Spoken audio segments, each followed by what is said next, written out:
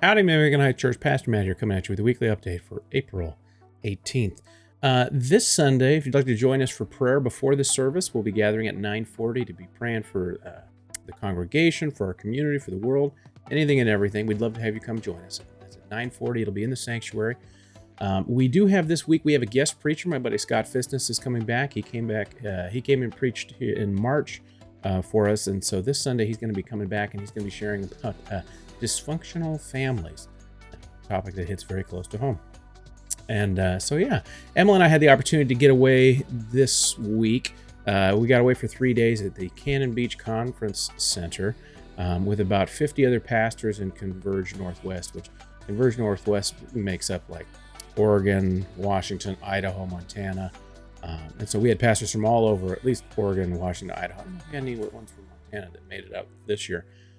But it was a wonderful time of self-reflection for us. And our speaker was a gentleman by the name of Terrence, who was from Minneapolis, who came out and spoke with us. And kind of the theme was broken yet called.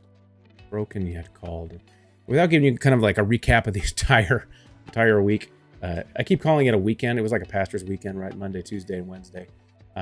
Without giving you kind of a full recap, I was really appreciative of McMicken Heights Church, of you, the congregation, of its leaders, of the culture that's being built there, because I've been free to share my struggles with you, my brokenness with you. You know, as your pastor, I'm not a perfect person. I don't aim to, and hopefully this is not the way it's perceived, to stand in front of you every week and present myself as the perfect epitome of what it is to be a Christian, and that I'm some amazingly polished product. And but my goal, as I stand before you, is to be representative of a follower of Jesus Christ, one that when confronted with sin, when stumbling in sin, when being broken down, demonstrates what it looks like to have the light of God's love shine into my life, to expose those things, to bring them to the light, and just to allow God's strength, His healing, His mercy, His forgiveness to radiate in my life.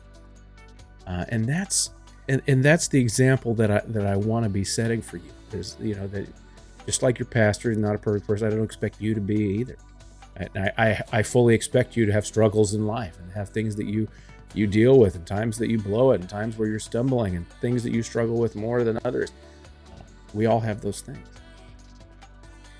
And what it looks like to be a Christian and to live life pursuing Jesus even when we're broken, and pursuing God through that, and not turning away from it and hiding it, or running away from it, pretending like it doesn't exist. As I've shared with you recently, my struggle has been with food, and my relationship with food is sinful. It's covetous. It's selfish. I turn food into an idol.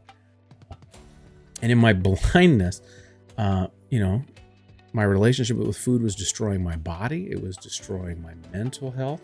It was robbing me of some of the greatest joys in life. And that's not what my Heavenly Father wants for me. It's not what He wants for you. He wants us to be able to experience life to the fullest. And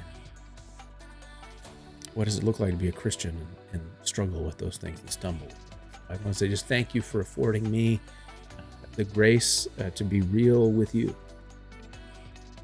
And I hope in turn that culture that is bred throughout the whole congregation, that we can be real with one another, with what we're struggling with, what we're going through, and come alongside one another and encourage one another and spur one another on towards love and good deeds, and lift each other up when we need it. And, sometimes as a guy, like I know for myself, like sometimes I need a good punch in the arm, but we can give that to one another when it's needed.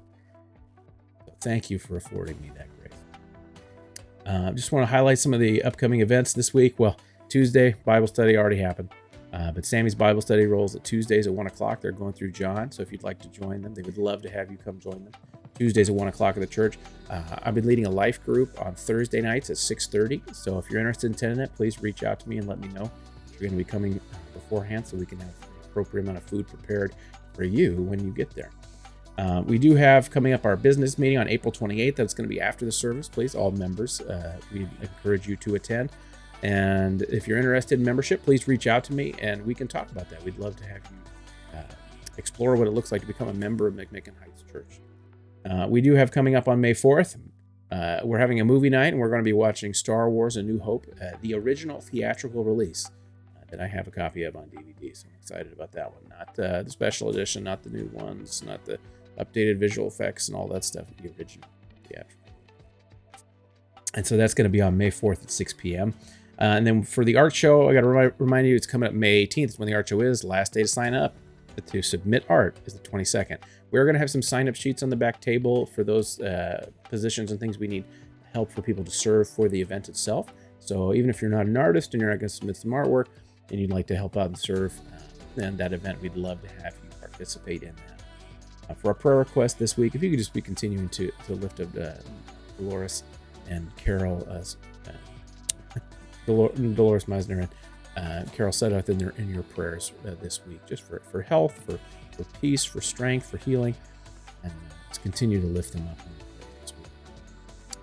I think that's all I have for the weekly update this week. If I forget anything, I will remind you on Sunday morning. I hope to see you all there. Have a great week.